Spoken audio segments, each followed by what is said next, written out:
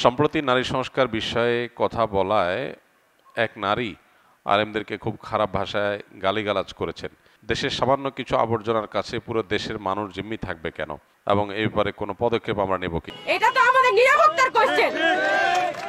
এই হারামজাদাগুলা এটাকে সারা বাংলাদেশের ন্যাশনাল ইস্যু বানায় ছাড়ছে।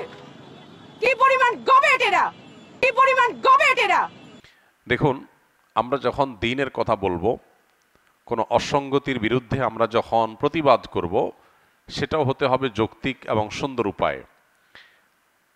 এখানে আমরা অনেকে আছি যারা সোশ্যাল মিডিয়াতে ইসলাম এবং মুসলমানদের স্বার্থ রক্ষার জন্য লড়াই করেন, এবং আমাদের এই ভূখণ্ডে, আমাদের এই সমাজে অনাচার এর অনুপ্রবেশ ঘটাবার জন্য যারা চেষ্টা করে, তাদের বিরুদ্ধে অনেকে সোশ্যাল মিডিয়াতে দাওয়াতি কাজ করেন, অ্যাক্টিভিজম করেন।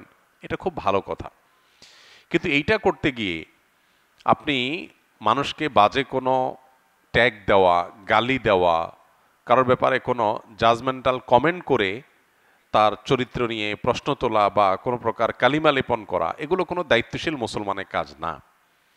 অনেক সময় দেখা যায় দাড়ি টুপিওয়ালা প্রোফাইল থেকেই কোনো নারী, তিনি হয়তো এমন কিছু বলেছেন যেটা অযৌক্তিক, অন্যায্য, তখন তার কমেন্ট বক্সে গিয়ে, মন্তব্যের ঘরে গিয়ে তার চরিত্র ধরে টান দিয়ে একটা খারাপ কথা আপনি লিখলেন। এটা কোনো দায়িত্বশীল মুসলমানের কাজ না।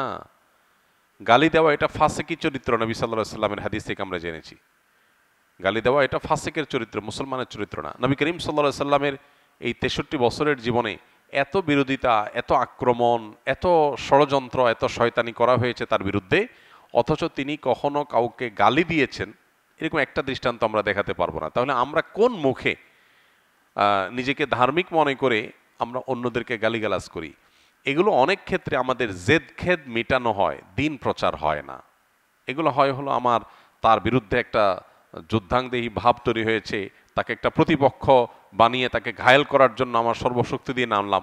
এগুলো আল্লাহর জন্য হয়। আল্লাহর জন্য হলে আল্লাহর পদ্ধতিতে হইতে হবে, ধৈর্যশীলতার সাথে, সহনশীলতার সাথে, যৌক্তিকভাবে সুন্দরতম উপায়ে দাওয়াতি কাজ করতে হবে। এটা আমাদের করতে হবে।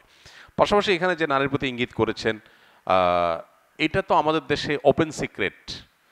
আলেমুল আমাদের সাথে যাদের শত্রুতা বা বিদ্বেষ, বা আলেম সমাজকে যারা দুচোখে দেখতে পারে না, তারা চারিত্রিকভাবে বেশিরভাগ ক্ষেত্রেই এতটাই লুজ, তাদের ক্যারেক্টার এতটাই দুর্বল এবং খারাপ যে বিভিন্ন সময় তাদের ভালো মানুষের আসল চেহারাটা ফুটে উঠে যায়। আলেমুল আমাদের কেউ যদি মুখ ফসকে কোনো ভুল কিছু বলেন, ভুল তো ভুলই, আমরা ভুলের নিন্দা অবশ্যই করব, সেটা যেই করুক না কেন। মানে অন্যায় কথা যদি কারোর মুখ দিয়ে বের হয়ে যায়, সেটাকে আমরা অন্যায় বলবো, খারাপই বলবো।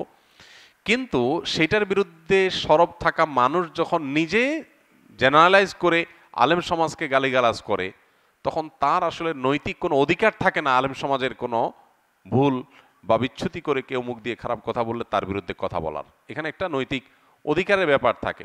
আপনি নিজে যখন একই কাজ করেন, তখন আরেকজনকে বলাটা, এটা আপনার সাথে যায় না, এটা আপনার অধিকারের মধ্যে পড়ে না। এটা একটা কমন কথা।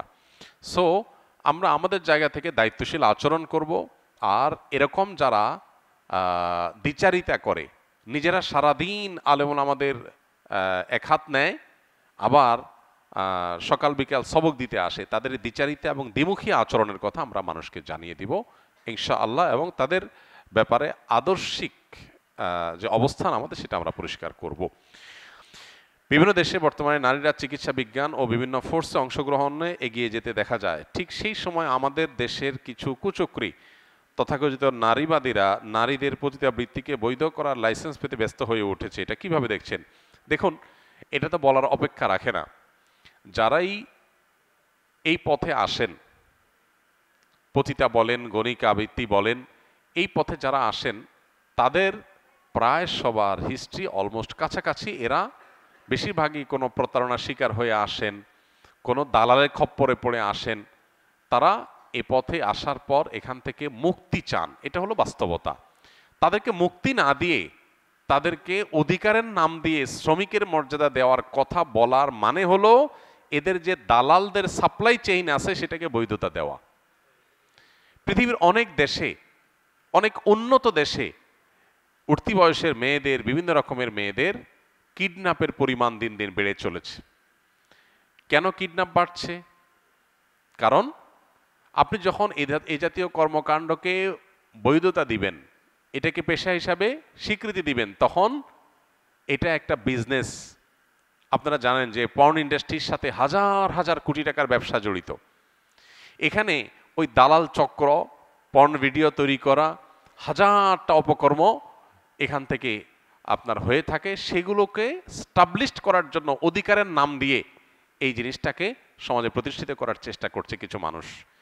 এটা এদেশের শুধু মুসলমানদের ধর্ম বিরোধী বিষয় নয়, খ্রিস্টানদের বিরোধী বিষয়, হিন্দুদের ধর্ম বিরোধী বিষয়, তারপরে আপনার বৌদ্ধদের ধর্ম বিরোধী বিষয়। বাংলাদেশে প্রচলিত প্রত্যেকটা ধর্মের মানুষের ধর্ম বিশ্বাস হলো গণিকা বৃত্তি বা পতিতা বৃত্তি। এটা ঘৃণিত কর্ম, এটা সমাজের জন্য ধ্বংসের দ্বারপ্রান্তকে উন্মুক্ত করে, যার কারণে এটা বিরুদ্ধে সব ধর্মের মানুষ ঐক্যবদ্ধ। তাহলে বাংলাদেশের মানুষের ঐক্যবদ্ধ মানুষের বিরুদ্ধে, একটা আইডিওলজির বিরুদ্ধে আপনি এখানে অবস্থান নিচ্ছেন।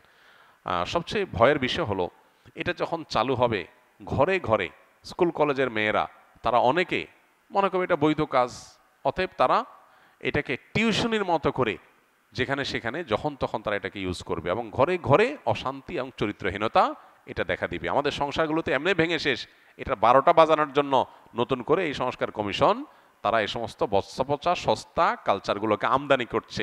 এগুলো শুধু এরা না, এই দেশের জীবনে কেউ এগুলো যেন পুশ করতে না পারে। আমাদের সবাইকে, আমাদের বোনদেরকে আরো বেশি সজাগ থাকতে হবে, কারণ এগুলোর ফলে সবচেয়ে বেশি ক্ষতিগ্রস্ত হয় নারীরা নিজেরা। একজন নারী তিনি তার সামাজিক মর্যাদা হারায়।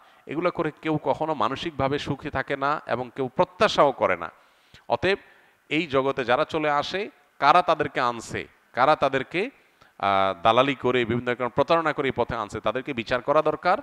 সেটা না করে সেটাকে প্রতিষ্ঠিত করার অপচেষ্টা লিপ্ত, আর যারা এখানে ভিকটিম তাদেরকে উদ্ধার করে তাদের জন্য বিভিন্ন রকমের পুনর্বাসনের ব্যবস্থা করা দরকার। আপনি ঠিকই বলেছেন, তাদেরকে সামাজিক অনেক ভালো ভালো কাজে এঙ্গেজ করা যায়, সেটা না করে এই পথ উন্মুক্ত করা মানে হলো গোটা দেশটাকে পতিতা দিয়ে ভরে ফেলার একটা চক্রান্ত।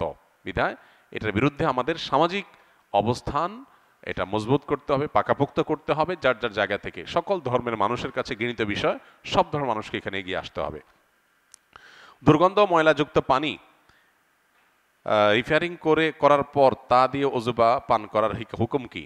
কোনো প্রাণীতে ময়লা পড়েছে, দুর্গন্ধ হয়েছে, এটা রিপেয়ার করার পর ময়লা বা দুর্গন্ধ যদি দূর হয়ে যায়, সেটা দিয়ে অজু করাও জায়েজ, পান করাও জায়েজ, গোসল করাও জায়েজ, কাপড় চোপড় ধোয়াও জায়েজ। আর কোনো অল্প পানি, অল্প পানি যদি হয়, সেখানে যদি নাপাক পড়ে, তাহলে সেক্ষেত্রে সেই পানি ব্যবহার করা জায়েজ নয়। পরিমাণে অনেক বেশি, সেটা খালের পানি, পুকুরের পানি, নদীর পানি, সেটা ময়লা হয়ে গেছে, সেটা যদি রিপেয়ারিং করে পরিষ্কার করা যায়, তাহলে সেক্ষেত্রে আপনার ইয়ের মাধ্যমে, কি বলে এটাকে, পানি শোধনাগারের মাধ্যমে এটা যদি পানিকে বিশুদ্ধ করা যায়, তাহলে সেক্ষেত্রে সেটা জায়েজ হবে, খাওয়া, ওযু করা, পান করা সব কিছু। এখানে কোনো প্রকার নাজায়েজ থাকবে না। যে জিনিসটা নাপাক ছিল, এখন স্বচ্ছ হলে কি হয়েছে, নোংরা ছিল, বেশি পরিমাণ পানি হলে সেটা পরিশুদ্ধ করার মাধ্যমে ব্যবহার করা যাবে।